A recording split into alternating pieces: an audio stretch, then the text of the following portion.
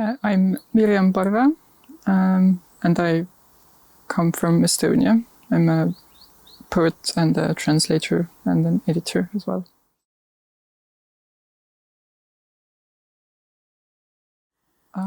Good question. I started reading really early, probably because my mother is a teacher, literature teacher in high school. But when I got older, I really wanted to escape literature or the idea that I should be writing or be a writer. Well, with time, I think I just understood that I'm not very much good at anything else than words, but I'm pretty good at words, and that's what saves me in most situations, or makes me a moderately useful member of society at all, maybe. And I think especially it was through translation that I got back to poetry and writing, because I found the delight of finding the right words again through translation. I had been writing all the time, but I was sort of ashamed of it for some time. Yeah.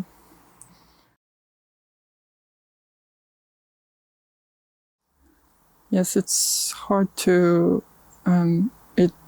It is for some reason so important to me. It gives me something that I don't get from anywhere else. But I always feel that I'm different, or nobody else is weird like that. Everybody else has normal things they're interested in. But I like the way when the Ukrainian poet Olesia was talking, she asked that is poetry a luxury? And I think recently I've understood that if you think that poetry is a luxury, then maybe being in this position is a luxury or a privilege, that you have your life is easy enough that you are not grasping desperately for the words to describe your pain or your trauma or your extreme emotions, maybe. But also, of course, poetry can also just be a game as well, and it has to be both or all of those things.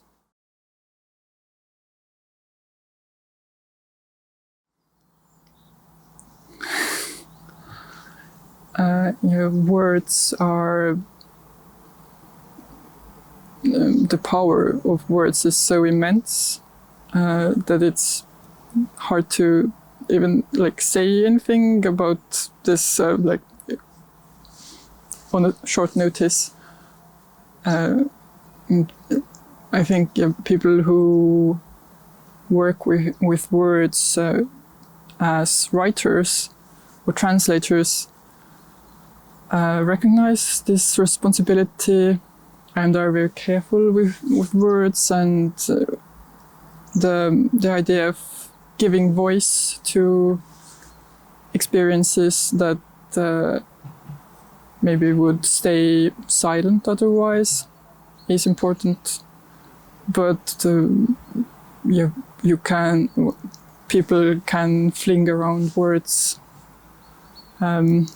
quite violently as well, and this is also a part of the soft power that we discussed. Not violently, but the soft and creepy influencing of public opinion and so on is also what words are used for. So I think I studied semiotics for my BA, and one of the first things you're told when you study semiotics is that like humans made language up for lying. You can't lie with non-symbolic signs. You need language to lie. But I also very much like the idea that, well, for me, language is the feeling when I feel that the words hit the truth. The feeling is very special, and this reminded me of when in Western Europe, and Foucault and other theorists were talking about the limitations or how language imprisons us in the power structures that we're in. Then Juri Lotman in Estonia or in the Soviet Union was also discussing the way words can liberate you if you are trapped in these very suffocating power structures.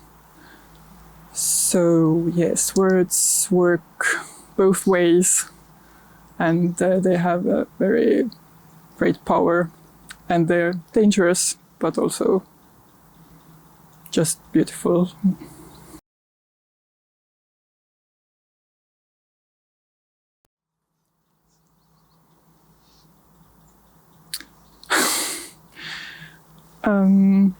It's not like you can call it a lie, maybe, but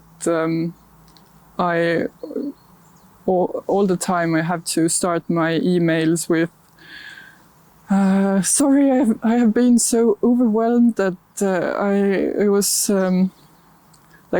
I just didn't manage to answer before, and I know that I wasn't like working the whole time. There were moments when I was just resting, perhaps, but I can't just say I was too lazy to answer. So I try to put it like, yes, I'm very busy. So in fact, I am, but also I should be better at answering my emails.